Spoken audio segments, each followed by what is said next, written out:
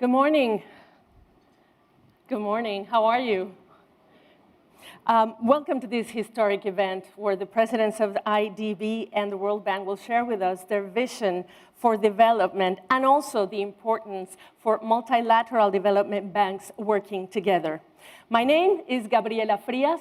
I'm a business journalist for CNN, and I am delighted to be moderating this conversation. We're honored to have you and those following this live transmission.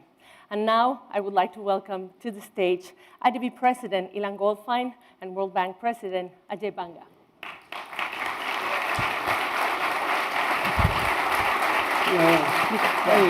Hello. Here next to me, Ajay. How are you? Very well. This is a historic moment, so I'm delighted to be here talking to you. First things first. Yes. You're both relatively new in your roles. You both come from the private sector, and you both want to mobilize more capital to achieve more development. Why is it so important right now? President Goldfajn. I'm going to let him go first since he's been in the job longer than I have. Just a few months. It's interesting because we're going to have this difference for some time, right? You're always going to pass to me. Well, just a few always months. Age above beauty, so don't worry about it. So I think it's very important what we're doing here. We know each other for some time. We were together in the private sector, then when I was at central bank, and now at the public sector. It's interesting because we were together, and I was hearing Ajay mention impact and how he sees things, and I realized I was saying this too. So it's very interesting that we're all saying about how important for us is not the amount of money we disburse, but the actual impact. And for us, scale and impact is the name of the game. And to do scale, you need to join forces. We need to work differently, but work together differently. And we have been asked by the stakeholders, by the G20, by everybody, you need to increase your ambition. And that's what we're doing here in terms of the MOU, in terms of the agreements we are having together, and that's very important. And you ask me, why now? Well, first is because the other day I was reading Yogi Berra quotes, and he says, the future ain't what it used to be. We are in a point of no return in terms of climate. So we need trillions, but we are in the billions. So that's the first reason. Second reason is that I see a consensus in the region, and I see a consensus out of the region that we need to change. And finally, leaderships. For some reason, we were both elected to make this change. So that's why it's now. Thank you. Thank you. The only thing I'd add to that, because that's actually a very complete answer, is that in my 3 months between being nominated and getting elected, I had a chance to meet 90-odd countries around the world, and including Ilan at a couple of events. And this message that he spoke about, the need for change, the need for speed, the need for impact, the need to measure how many girls went to school, how many people got a better job because of a skilling institute, how much greenhouse gas emissions we avoided as compared to how many dollars we put in or how many projects we finance. That aspect of outside-in thinking rather than inside-out thinking came through from clients, from stakeholders, from NGOs, from everybody. So there's a sense of urgency attached to it is because I believe that the gains that we made on poverty alleviation as a society over the last 3 or 4 decades, a large part of it was enabled by the generation of jobs. What has happened during the pandemic and has got multiplied and exacerbated by the impact of climate and by fragility and violence and food insecurity, all these crises have got together like a perfect storm. They are intertwined, they are interrelated, and the challenges, therefore, are at a point where it's like a geometric progression. You cannot win by yourself. You have to join forces, and you have to join forces not just between the multilateral banks or with governments, but actually with civil society, philanthropy, and the private sector. because the trillions that he referred to do not exist in a government's balance sheet or in the balance sheet of an MDB, but they do exist in our system with capital. And so we have to think of how to de-risk and enable private capital to come in as well. So it's going to be it's a complex Rubik's Cube, but the reality is it is a Rubik's Cube. It's intertwined. It's a very interesting era also because you highlight different. Different how? Since you've worked, in different projects as multilateral development banks, as institutions, but when you say different, how should we understand that? Well, the biggest difference, I think, has to be in this idea of impact. So what tends to happen in a lot of our systems is that the way the process works is you will try and create a country strategy, a country partnership framework is what the World Bank calls it. I'm sure they have a different name, but it's the same thing. We agree. Strategy. There you go. We agree on what's important for the next few years with the country and our teams. And then you try and focus resources on them, sometimes successfully, sometimes not so much. You end up spending a lot of time on trying to find projects that work with that country partnership framework. What we cannot afford to lose sight of is finally what's the end result of that. We cannot measure the project and we cannot celebrate the approvals. We have to celebrate the execution and the change in the lives of people. That celebration is a very different celebration from the inside-out approach that I think over the years most development finance institutions have come to be. That's kind of the biggest difference. This is also very complete, and I agree 100%. We need a cultural change. Our institutions somehow have the culture of celebrating approvals, celebrating disbursements, and we need to change that through new incentives, new processes, new mentality, new country strategy, and also what the governments or our clients from the private sector expect from us. Impact from the beginning, from the leadership to the country representatives. We need all to change that. Gabriela, I think that, if I could just add to that for a second, I think that we all have to realize that at the end of the day, the money we put in is a small percentage of the money that that country needs to make a difference. So it's not the dollars, it's the knowledge and the capacity and the skills and the expertise that we bring and our teams bring. We are very blessed by the teams we have. Right to the lowest level of our institutions are very qualified people who have chosen to come to these institutions and not go to some other place where they personally, financially may have been better off. They are here for a purpose in their minds.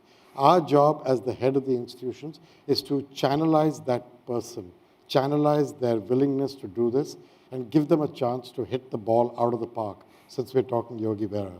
And we should be thinking about that in that logic. Yeah, absolutely. You recently traveled to Peru and Jamaica together. Yeah. We covered it. It's a different trip, both of you. How did that influence the vision of collaboration? And maybe it was probably at a dinner time in Lima, maybe, or in Peru, that you come up with this, new way of doing things? It was an historic travel. I think that was the first time the two presidents traveled together to the region. And yes, we were in some small time. We just had some coffee, and we said we need to think about. He remembers it as coffee. I remember it as a glass of wine. You know what? I had coffee, he had wine. That's the reason. What time was it? No, I'm just kidding. But then we agreed that we need to implement what we were talking about, what we were looking at. We need to somehow choose a few items that are important to us. We cannot just say, well, let's do it in general. Yeah. We want to be very specific, very clear of where we're going to implement, where we're going to work together. So what actually happened was that, first of all, when I started thinking about this trip, I reached out to him to say, listen, let's convert conversation to action. And the best action we can do is to be there together, because that changes the dialogue on the ground. He was amazing. He had a whole series of conflicting trips. He hasn't told you this, but he flew back and forth between the course of my trip in an effort to make it possible to attend both the Peru leg of my journey and the Jamaican leg of my journey. And in the process, convinced me that he cared deeply. Even though I knew him as a friend, that one action showed how deeply he cared about the topic. So that was the first thing, example. Set your own example. The second thing was that when we did this back of the napkin discussion, we were trying to prioritize to three things. We have come from a world where three things is what we can focus on. And there's 100 things we have to do together. That doesn't mean nobody should take the message that the other 97 things are not important to the Inter-American Development Bank or to the World Bank. It's just that these three are what he and I will put all our own energy and personal capital into in an effort to make sure that our institutions and the governments we work with treat these with the priority they deserve. And those three were chosen for that impact across the region rather than an individual country. So that kind of was how we ended up with this list of three. Well, yeah. Let me just complete. Please. I've been saying the prioritizing is not choosing not to do what you don't want to do. Correct. It's choosing not to do or things you really want to do but are not chosen for priority. So they have a lot of things you want to do and you prioritize on the ones that you can implement at that time. Got it. So let's talk about this era of working together, specifically on the areas that you decided to focus. And probably maybe the next following question is, were there other areas that you consider as well, but then discarded? So we're focusing on three spaces. The Amazon, but not only from the point of view of reforestation or slowing down deforestation, but actually approaching it as a full ecosystem, which includes the people who live off the Amazon. If we don't address them and their needs, if we don't do that, we're putting Band-Aid on an open wound. We have to fix the whole piece. So it's about both the protection of the Amazon, but also the prosperity of the people who live in the Amazon. And Ilan educated me that day about some of the numbers to do with the Amazon. But the three things that stuck in my head from those numbers, one was the size of the Amazon in its contribution to our ecosystem.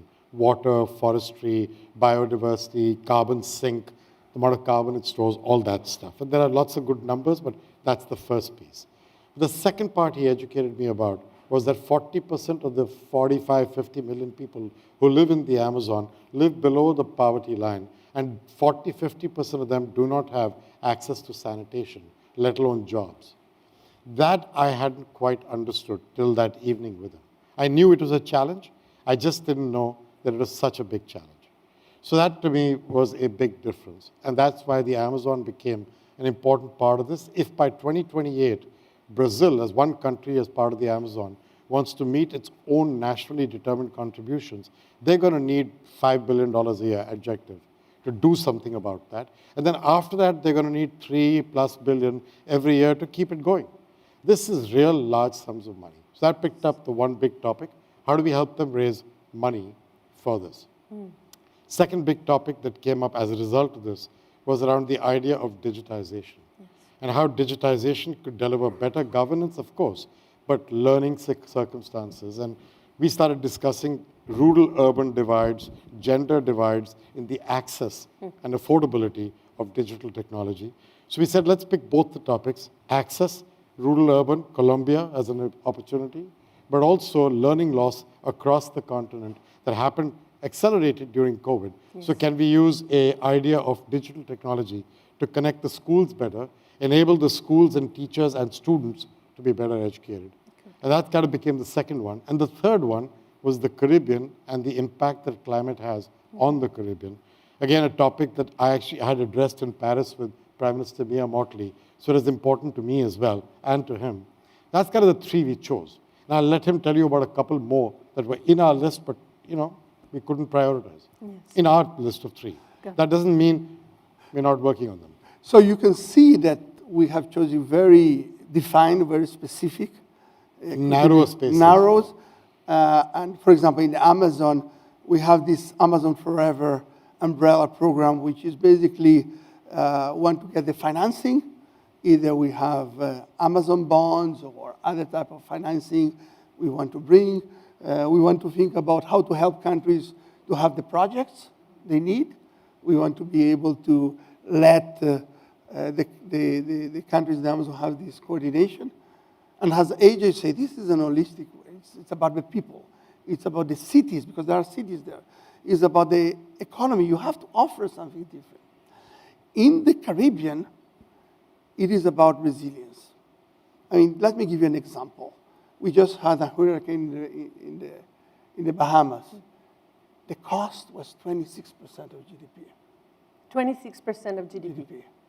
And that's just one example. We are having more natural disasters with larger cost. So thinking about resilience, thinking about how we can help this region is fundamental. Can we do it in terms of building more resilience? Can we have financing that gives some insurance? We're going to think about the systemic risk for disasters together. One institution can think about the cat bonds, the catastrophe bond. Other institutions can think about how we can give some time for the countries to not pay their debt while this happens. So I know that the World Bank has announced some suspension. We can think about these things in a more general terms. And finally, digitalization is something that, Ajay, you mentioned, and it's very important. And for the region, digitalization is about education, which we have chosen, but we have digitalization for health. We think about digitalization for governments. So when you ask me, what got left out? Those were left out. So, for example, you were talking to me about my experience with financial inclusion. To me, financial inclusion, digitization is an elemental part of that. Yes. But we've currently not addressed that here. We're trying to focus on learning gaps and access. That doesn't mean that financial inclusion and digitization is not important to our individual institutions. It's just that we've got to pick something, and that's all we're doing. So similarly, in the issue with the Caribbean, we've got at the World Bank in Jamaica, we had launched these catastrophe bonds, which are like an insurance in the event of a bad event happening. We've done that for other countries around, but not all of them. We would love to do them for the region of the Caribbean as a whole. We believe that gives people something in their pocket for a bad day. It's not just debt repayment, which we've announced. It's also having financing available for the bad day, whether through insurance or through deferred drawdown options, things that the bank has been doing in different countries. The question is, can we scale them? Can we learn from each other? Can we do more together? That's the idea. You wanted to add something?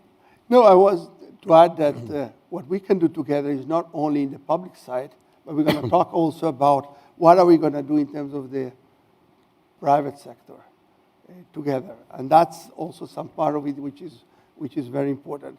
And finally, we have our personal experiences. You mentioned financial inclusion. I work at the central bank. Yes. And financial inclusion is very deep into what I feel proud about what we have done. But and this is a very important work. He was my regulator when he was in the central bank. So he's gone from being a friend to not such a friend to being a friend again. So you see how the regulator will continue to be a friend, and that's a major success. Yes. Correct. That you continue to have friends afterwards. In spite of, years later. So the private sector part is an important part. Yes. As I said right at the beginning, we're trying to crowd in that money. Without that, there is no way we get to these numbers. Both of us are trying to do it in different ways. In the context of this specific thing, there is an effort between what we call MIGA, which is our insurance guarantee agency, and their work with IDB Invest and our IFC. With IDB Invest and IFC, we have sourcing power.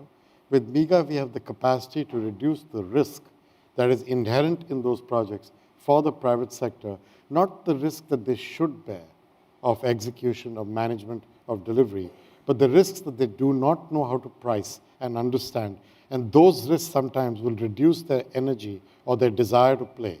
If we can lay off that risk for them, you remove an unnecessary friction point in attracting private capital.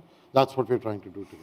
I'd just like to add, because we're pressuring time, if you have anything else to add in regards to this new era of collaboration, when multilateral development institutions are very much needed, when time is of the essence, what would you like to add? So I will say, I mean, Ajay has been very active in that. He has been pushing us for more collaboration, and there are several areas that I think are very important. Yes. We were there in Jamaica, and Ajay mentioned something very important. We cannot go there to the same people with different standards, with different ways. They're the same people, and we keep telling them, do it in that way. Somebody else comes 10 minutes later and says, let's do it in a different way. We need to have a standard. We need to reduce the burden in terms of our clients. So standards means, for example, procurement. Can we look at the procurement way we do it? Can we have a standard for that? And that's a very good place to start. Another thing, how do we measure things? Ajay has been pushing for measuring in terms of climate. Can we look together? Yes, we do need to look together how we measure that. We need to do other stuff like credit ratings together. How we gonna, because if we are gonna go from billions and we need trillions, Yes. and I have an issue with de-risk because risk doesn't disappear. Yeah, it's just passed to another place. So I like to change to re-risk. Probably I won't be able to do it. But re-risk means that we need to talk to the rating agencies. We need to talk to everybody to say, well, where is this risk gonna land and how are we gonna deal with it? So all of these issues, we need to work together in this new era. And then we have been asked to do it. And what we're doing today is a response to not only what we want to do, both of us, but what I believe the system wants from us. The topics he raised about us working together on standards, on rating agencies, and on things of that type, he's going to become the head of our informal group of MDBs later this year. Yeah. And he's going to take charge of trying to get these done. I was the one raising them at a recent breakfast, but I'm now giving the task to him. So that's our partnership at work. But the closing thought I'd leave you with is we need all shoulders at the wheel. We need concessional capital from philanthropies and richer countries. We need the private sector to come in for the right reasons. Not that they shouldn't make money, but we need them to come in for the right reasons and with the right risk profile. We need multilateral banks to work together. We need governance in countries to work well together. The issue of all shoulders at the wheel is the message I would leave you with. Well, thank you so much, President Banga. Thank you so much, President Goldfajn. Now let me ask you to get ready to sign the MOU. If you could please help us with setting the table, and we can proceed to sign it. This is a new way to do it. The table comes to us. Exactly, yeah, because it's not ready. While it's ready, maybe let me just remind you that there are people connected in this live transmission. If there's a final message that you wanna say for them. Yeah, I can. While we wait for the table, let me give you a final message. Yes. I like to think about us as the ones that implement stuff. That we go from the talk to the walk. If somebody would like to remember us, remember what we have done and not what we have talked. And I think our institutions need to be focused on implementation. There are too many conferences, there are too many seminars, and I like to think about us as the ones that will actually take it to the ground with our country strategies, with our representatives, with our connections with our clients, either the governments or the private sector with IDB Invest, IDB Lab. And the only thing I would add to that is that I believe that the World Bank has had a very storied history. It got started for various reasons, it evolved and changed, and has built itself over the years into a premier institution. But our future cannot rely on our past. Our world is changing with very severe challenges. Our future requires us to redesign these institutions for the next 30, 40 years to be elemental in driving developmental change, because my grandchild has to enjoy her world as much as I have. And I believe in that with all my passion. That's what we have to do. Thank you so much. We wish you success in this endeavor, in this new Thank era. you. And now, if you could please proceed to the table to sign the MOU. Thank you so much Sure. to both of you. Thank you. Thank you. Thank you, sir. Thank you, Thank Governor. you. Please go ahead. Please go ahead. Just a reminder that this is a historic moment, as I was telling you before, between the World Bank and the IDB, where both both organizations established their commitment to collaborate and work together for the sustainable development of Amazon region, the Caribbean, and digitalization in Latin America and the Caribbean, including education. Yeah, very good.